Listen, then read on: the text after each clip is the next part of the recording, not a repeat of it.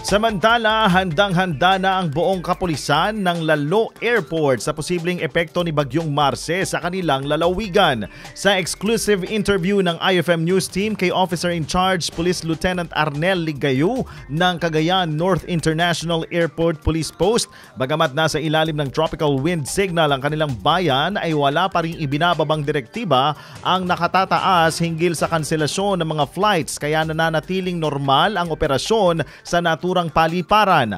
Aniya, nakahanda namang italaga ang 85% na tauhan ng Lalo Airport upang siguruhin ang kaligtasan ng publiko gaya ng mga paaralan at ospital.